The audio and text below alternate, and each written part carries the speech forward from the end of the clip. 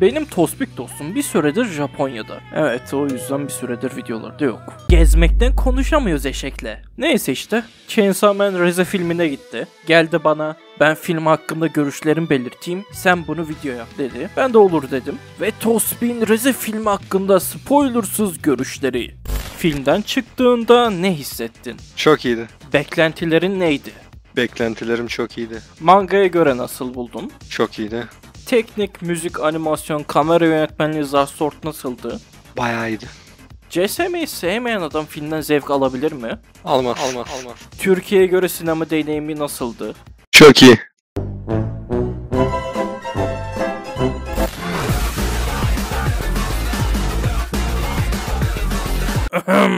Yanlış anime. İşte bu doğrusu. Bu arkadaşımız Japonya'ya okumaya gitti. Gitmişken de dedi ben Chainsaw çok seviyorum. Madem filmi çıkıyor sinemada izleyeyim dedi ve izledi. Filmden Evet, çıktığında izledim. ne hissettin Tospik dost? Vallahi çok iyiydi.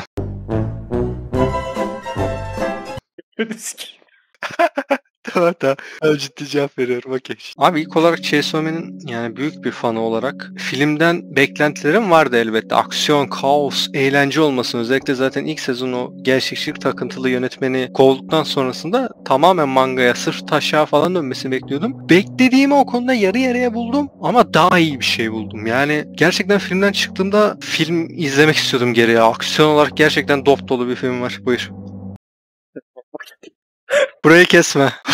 Kesmeyeceğim zaten. Beklentilerini karşıladım pek kardeşim. Abi beklentilerim çok üstüne çıktı. Yani şu anlamda beklentilerim çok üstüne çıktı. Dediğim gibi ilk bekliyordun? başta.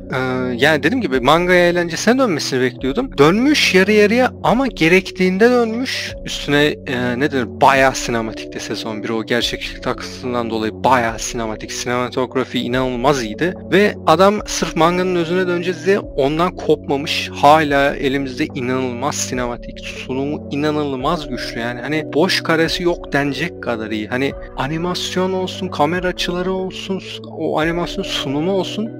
Çok bekledim. Çok ötesinde bir iş çıktı. Onun dışında beklentimi aşan bir diğer konu müziklerdi. Aslında müzikleri yapan abi Ushio çok iyi bir besteci. Aşırı iyi bir besteci ama ilk sezonun besteleri o kadar sevmemiştim. Abi burada direkt Devil May Cry Baby izlemiş olanlar müziklerini elbet biliyordur. İnanılmaz iyi. Yani hani benim direkt en sevdiğim 5 anime albümüme falan girer Cry Baby'nin müzikleri ve aynı bütün müzikler öyle. Aynı tarz o anlamda söylüyorum. İyilik anlamında değil. Onlarla kapışır mı? Bazıları kapışır kesinlikle. Abi opera, gitar, gidişli ses ya o kadar iyi ki müzikler. O da çok aştı beklentimi. Onun dışında valla düşünüyorum küçük eklemeleri var. Reze konusunda özellikle böyle çok küçük ama hani şey değil. Büyük değişiklikler, inanılmaz değişiklikler yok. O eklentiler hikaye için çok iyi olmuş. Asıl büyük eklentiler mimikler, jestler falan diyor. Aynen. Asıl büyük eklentiler aksiyonda. Zaten film 1 saat 40 dakika mı 1 saat 50 dakika mı ne? 1 saati herhalde neredeyse tamamen aksiyon. Ve yani normalde mangasında 15 chapter süren bir arkın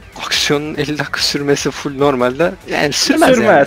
Normalde sürmez. O kadar fazla ekleme var ki. O kadar fazla ekleme var ki yani eğer şeyi seviyorsanız burada fightlardan savaşlardan kastım 1v1 değil tamamen kaos. Bu ark çünkü bir kovalamaca. Baştan bitene kadar sadece kovalamayla ilgili bu ark ve tam bir kaos var ortada sadece. Karakterlerin hani özelliklerinden dolayı da birebir bir fight yaşanamıyor. Çünkü bir karakter var Reze zaten başlı başına hani dokunun her şeyi patlatan biri. Tayfun dediğin şey direkt Tayfun nasıl diyeyim her şeyi koparıp fırlatan yok eden bir şey. O yüzden bütün ortam, bütün fightlar kaos. Bir şeyler patlıyor. Hortum bir şeyleri koparıyor. Onların arasından millet kaçıyor. Bir şeyler oluyor. Bir yerlere vuruluyor. Saf bir kaos var ve hani öyle bir aksiyon seviyorsanız inanılmaz tatmin edici bir film var yani. Böyle. Anlattığına göre de kaosu şekilde anlatabilmiş yani tutarlı bir şekilde gösterebilmişler. Hani Evet, ekranda hani evet. ne oldu anlaşılmıyor demiyorsun, anlaşılıyor. Kesinlikle. Kenshiko Ushio tarafında da ben ilk sezonda şeydim abi. Abi bu adam aksiyon müziklerini çok iyi yapıyor. Dramatik müziklerini olsun, atmosferik parçaları çok iyi beceriyor. Ama aksiyon müziği yapmayı sevmiyor gibi geliyor adam. Çünkü Age of Chainsaw müziği hariç sezondaki Denshin ana teması müziği hariç öyle kasmış gibi değil. Sanki daha çok hani vurmalı çalgıları vurdurup geçmiş gibi. Şey olarak çok iyi yani ses mühendisi olarak sesleri çok güzel değiştiriyor, birleştiriyor. Ama sahnede izledikten sonra mesela açınca şey olmuyorsun. Bunu dinlemek istiyorum gibi bir tepki yaşamıyorsun. Çünkü Evet, sadece şu anda olmuyorsun. arkadaki sesler gibi aslında müzikler. Atmosferik şey hani. Ses Aynen, efeği gibi atmosferi kalıyor. destekliyor ama evet, ayrı açıp dinlerim olmuyorsun. Buradaki yani 30 parça oluşuyor bu filmin albümü. Yani 25'i falan net açıp tekrar dinlerim ki şeyi demeyi unuttum, bak sen onu iyi hatırlattın bana. Hani sadece şeyden bahsettim müzik derken. Opera, glitchli ses, aksiyon, gitar, metal gitar falan dedim. Şeyi demeyi unuttum. Sakin müzikleri de inanılmaz iyi. Harbiden unutturmayacakken gerçekten Cry Baby'ye falan koysan, evet bu Cry Baby'de çalar, ben bunu oturur ağlarım denecek kadar garip, insanı başka duygulara sokacak müziklere sahip. Yani inanılmaz iyi olmuş albüm. İnanılmaz iyi olmuş albüm. Filmi izlemedim de ben albüm çıkınca dinliyorum çünkü ben Çünkü ya o müzik oldum ben Japonya'da direkt değil. dinliyorum. Ben merak ya sikeceğim. Allah Allah Ben ya. Japonya'dayım, tamam mı? Sikerim sizi. Manga'ya göre nasıl? Abi mangaya göre şöyle, ilk olarak görsel açıdan bakarsak zaten hani trailerını izlemişler, belki fark etmiştir. Tamamen manga görseline dönmüş durumda ve bu aksiyonda çok iyi kurtarmış. Çünkü ilk sezonun o gerçekçilik takıntısı yüzünden karakterler olduğunca yani kendi içerisinde gerçekçi hareketler ediyordu. Aksiyon sahnelerinde falan da hatta zaten full CGI kullanılıyordu. Daha da şey olsun diye, böyle ne denir? Vücut hareketleri daha şey olsun, ne denir? Her Hantal ve doğal. zaman değil de. Ya çoğu sahnede kullanılıyordu. Çoğunda öyleydi. Çoğunda öyleydi. Çoğunda kullanılıyordu. Çizimlerin tamamen mangaya dönmesiyle beraber Jujutsu Kaisen sezon 2'nin aslında yaşadığı durum yaşanmış. Çok benziyor görselliğe. Jujutsu Kaisen'in çok uçuk, epik aksiyon anlarında çizimler felaket sapıtırdı. Çünkü çizimlerin, bunu kötü anlamda söylemiyorum, çizimlerin felaket sapıtmasıyla beraber gerçekten resmetmesi zor sahneleri hem yaratıcı hem güzel hem daha rahat bir şekilde resmedebildikleri için burada da bu filmde de aynı şey oluyor. Yani çizimler yer yer sapıtıyor deli gibi. Ulan bu sahneyi nasıl yapacaklar dediğin, anlatabilecekler mi dediğin yerlerin hepsinde çizimlerin çoğu sapıtarak, ama bu sapıtma dediğim gibi kötü bir sapıtma değil. Görsel açıdan inanılmaz zevkli bir hale geliyor. Yani kadar çok iyi ya. Toplayamadım. Ben alayım bayrağı. Kardeşim şey demek istiyorum. Jujutsu Kaisen sezon 2 gibi olayı demek istediğin şey şu. Karakter tasarımları basitleşiyor.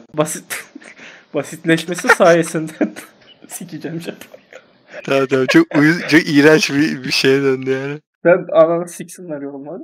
Evet. Karakter tasarım basitleşmesi sayesinde animasyonlar arasında daha çok şey harcayabiliyorlar. Mesai harcayabiliyorlar. Çünkü karakterleri sürekli o detaylı çizimle tutmak zorunda değiller. Ve ilk sezonun hani gerçekçilik takıntısı yüzünden karakterler olabildiğince dediğin gibi aynı şekilde kalması lazımdı aksiyonda. Öyle vücudu falan değişemezdi veya işte kolu birden uzayıp kısalamazdı. Veya değişik formasyonları giremezdi. İşte filmde Jujutsu Kaisen'de olduğu gibi ikinci sezondaki bir sürü animasyon tekniği aslında deniyorlar. Değiştiriyorlar, parçalıyorlar, karakterleri birleştiriyorlar. Bambaşka bir şey ortaya çıkarıyorlar. Ve hepsi birlikte uyumlu bir hale geliyor bu sayede. Muhtemelen bundan bahsediyordum.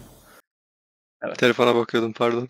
Çok dolu ya. Gerçekten hani boş karesi yok derken gerçekten boş karesi yok. Yani şeye inanılmaz kasmışlar. Hani şu an adını hatırlamıyorum. Sen beni düzeltirsen sevinirim abi. Hani vücut animasyonlarının çok doğal olması falan nasıl yapılıyordu bu muhabbet? Rotoskopla yaparsın, motion capture'la yaparsın. Ya rotoskop ya motion capture, artık ikisinden birisi aşırı yoğun var ve şey değil ama bu rahatsız edecek değil. O kadar doğal ki gerçekten inanılmaz yani teknik seviyeden. Random sadece denizci pencereye bakarken bile pencerenin dışındaki insanın yürüyüşü bile şey, anasını satayım yani hani doğal. İlk sezonda da öyleydi o. İnsan kalabalığını çok güzel kullanıyorlardı. Bak ilk sezonda da motion capture çok güzel gösteriyor. Özellikle aksiyon sahnelerinde gerçek gibi hissettirmesi. Her hareketin bir ağırlığı vardı ilk sezonda. Muhtemelen buradaki aksiyonda da vardır. Ama animasyonlar var. Sapıtabildiği için hani değiştirebildikleri için karakteri görünüşlerini daha da aslında bir akıcı bir animasyon sağlamış olabilirler. Daha da göz zevkine hitap eder. Çünkü ben ilk sezonda rahatsızlık oluyordu. O kadar gerçekçi ki aslında gerçekçi bir olay yaşanmadığı için garip kalıyordu bazen. Evet. Başka bir sorun var mı Türkiye'den? Yönetmenliği nasıldı kardeşim ilk sezona göre? Abi ilk sezona göre nasıldı? Bu yeni yönetmenin gerçekten aslında hani bahsettik, biraz değinmiş olduk ama şeyi çok sevdim. Manganın özüne, çünkü Japonya'da özellikle çok linç yedi arkadaşlar bu. Arkadaşlar dedim, şu an çok cringe oldum kendime. Çok fazla linç yedi. Yani hani bu Chainsaw Man değil, izlemiyoruz, Bochi falan satışlarda ağzına sıçtı Chainsaw Man'ın TV serisini falan yani. Hani öyle bir Japonya'da geri tepki aldı ve adamı kovdular. Yani yeni gelen yönetmen ilk sezonda aksiyon yönetmeni bu sırada. Ve bir sürü aksiyon prodüksiyon işini falan çalışmış bir adam o. Ne denir? Hani bu adamdan bağımsız şey olacağı kesin de bu gelen tepkiden dolayı. Manganın özüne dönmek muhabbetin olacak kesin de. Hani o taşak geyik havasına falan döneceğini. Ve ben de dediğim gibi merak ettiğim tamamen mi dönecek? Yok abi, adam şeyi kaybetmemiş. Korumasına çok mutlu oldum. İlk sezonun o sunumunu, anlatımını, ciddiyetini gerektiğinde öyle bir kullanıyor ki.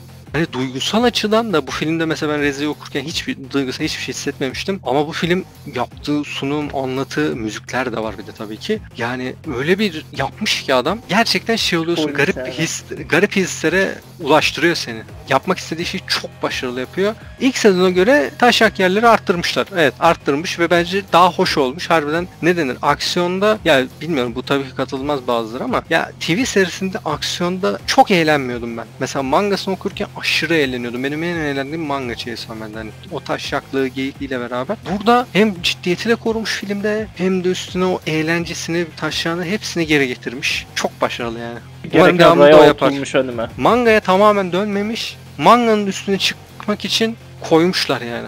Tam olması gereken Karakterleri olmuş yani. detaylandırmışlar. Ya şey, dümdüz mangada gibi anlatıp geçmemişler, detaylandırmışlar karakterleri. Aynen. Ve bu İlk detaylar sezonda şey değil olduğu öyle. gibi. Aha, bu detaylar şey değil öyle, hani ne denir, karakterlerin salak saçma, bazı yeni çık filmi olan hatta eserler gibi böyle salak saçma flashbacklerle, bomboş diyaloglarla uzatmaktan çok kamera açılarıyla karakterleri başka perspektiften gösterip o an vücut hareketlerini falan ima ederek karakterlere böyle küçük küçük dokunuşlarla anlatıyı güçlendirmiş hani. Çok iyi ya. Sunum gerçekten çok iyi. Yönetmen çok başarılı yani. De Demon Slayer boku var yan tarafta. Bok kanka. Vallahi bok Hala yani. oynuyor. Öyle Burada hala anlatım oynar oğlum, orada çok popüler. Bir Maalesef. de o şeyi standart shonen Japonlar çok daha çok seviyor aslında. Bu filmde ağladılar ha. Bütün salon aldı bu filmin sonunda mesela. Yani o kadar üzülecek bence yine bir şey yoktu ama anlayabiliyorum. Bak kardeşim, demedim mi zaten yönetmen anlatıyı Evet, evet. güçlendirmiş ve etkilemiştir Evet, çok milleti güçlenmiş. diye. Çok güçlenmiş. Muhtemelen Japonlar duygusal. Japonlar Ağladı. zaten Demon Slayer'da ağlayan adam. Aynen, bunda Bunda- da ağlar yani. Ama ben ağlamadım değil mi? Ben de ağlamadım. İzlemedim bile. Japonya'da olmana rağmen gitmedim. Hayatta izlemem abi. Japonya'da Demon Slayer'ı... Para Yani vermem. Teşekkür ederim. Para. Para vermem. Parama yazık amına koyayım. Burada biletler kaç? Bu sırada sinema pahalı diyorlar burada. Türkiye'de kaç para oldu? Ben IMAX'e 2000 yen yapıyordu. benim bilet 2000, gerçi evet doğru, ben orada indirimle gittim. Normalde 2700, yani 750 lira falan oluyor. Ben indirimle beraber gittim. İstanbul'da 450 falan. Ama Öğrenci işte için kimin olabilir perdesi var, kimin perdesi yok gibi bir fark olduğu için arada. Türkiye'ye Türkiye'nin göre perdeleri... Kanka ya ben burada işte benim 5. sinemaya gidişim falan oldu bu. 5. kere gittim. 2. IMAX'e gidişim. Bir Superman'in IMAX'ine girmiştim. Bir de bunun. Diğerlerini normal izledim. Yani normalde de IMAX'te de abi cam gibi ekran yani. Hani çok uzatmaya gerek yok. Ekran cam gibi. Ne bir kararma var, ne bir şey var. Ya şey bile farklı bu sırada. Belki ne de inanılmaz büyüksel bir fark yok şimdi. Bu belki abartı olabilir ama abi ses sistemi bile daha iyi ya. Yani filmin bir yerinde şey var bu sırada. Bir gerilimli bir sahne var. OST'yi artık her yerden duyuyorsun o an. Ve bildiğin şey oldum aslında. Ne büzüştüğümü hissettim böyle yani. Sağdan soldan yukarıdan aşağıdan ses geldiğinden. Şaka yapmıyorum gerçekten. Şu anki Türkiye'de en iyi SEO dediğim şey Kimetsu Yaiba'ydı komik bir şekilde. Adamlar ışığı açmış şunun sonuna kadar sonunda. Ses sisteminde bilmiyorum güncellemişler mi, ne yapmışlar. Son izlediğim sinema çok iyiydi ya, Kimetsu Yaiba sinemada. İzlediğim için çok mutluyum mesela onu. Ya ben Antalya'da, pardon. Ben Samsun'da Buyur. izledim. Chainsaw Man film çıktığında yine aynı salonda Oraya- gideceğim. Çok Mantıklı. güzel olur yine onda deneyimi. IMAX'i nasıl bilmiyorum, oranın var mı ya da. Ve yok. Ama yani IMAX Ankara'da bu var. film için öneririm ya. İstanbul'da. Çok iyiydi abi ya. Yani gerçekten. Evet. Bu kadardı. Bitti. Benim bu kadardı. Sizin için Japonya'ya gittim ve bu filmi izledim. Sırf Alperen kardeşim rica etti. Aynen. Bir Ben gitmedim, arkadaşımı gönderdim. Sırf izlesin, bize yorumlarını söylesin diye. toplantımız vardı, iş toplantısı. O sırada Alperen aradı beni, dedi abi Kore'ye kadar gelmişken bir Japonya'ya 2 saatliğine uğrarsan filmi izler misin dedi. Dedim ben Hemen de gitti kırmayayım izledi. yani. Sonra da abi şey çok hoşuma gidiyor ya. Gerçekten keşke Türkiye'de olsa diyeceğim ama hayatta olmaz ya. Girdiğim her anime filminin burada ya bir kitapçık ya bir çizimle bir ürünle ödüllendirilmek, hani geldiğiniz için teşekkürler. Mesela Chainsaw Man için şey verdiler. Bildiğiniz Chainsaw Man'in mangaları stilinde ve manga kapağıyla bildiğin hani kendi ayrı çizmişler bunun için. Bir kitapçık verildi manga şeklinde ve kitap tamamen şey üstüne kuruldu. Karakterleri şöyle tasarladık. Şu karakter şöyle olsun, şöyle hissetsin. Yönetmenin her karakter için 2 sayfa yazısı var. Şu sahneyi şöyle yaptık. Şunu düşündük. Mangada şöyleydi. Biz bunu böyle yaptık diye. İçerik yani yazısı olan bir kitapçık verdiler. Keşke her yerde böyle verseler ya. Japonya'da veriliyor. Türkiye'de kastediyorum. Ne kadar aç, ne veriyor amına koyayım, Mısır biliyor. Bizimkiler perde vermiyor amına. Biz filmi izleyemiyoruz amına koyayım. Evet siz filmi görmüyorsunuz ya. Oğlum opening'i vardı ya bu filmin. Filmin direkt opening'i var. Hani şey değil arkadaşlar. Dümdüz opening var. 1,5 dakikalık opening yapmışlar. Klibi var. Müziği ya müzikler çok iyiydi ya. Hani şey değil. Vallahi kapat ya. Ben Patladı artık ya. çok iyi, çok iyi. Çok iyi deyip duracağım ya. Çok iyi. Çok iyi, çok iyiymiş. Hadi görüşürüz amına. Buradasın piç. Ha arkadaşlar Türkiye selam. Yok ya tamam. Görüşürüz. Ama 5 gün sonra geri dönüyorum. 3 aydır buradayım. Geri döneceğiz ya. Neyse hadi görüşürüz.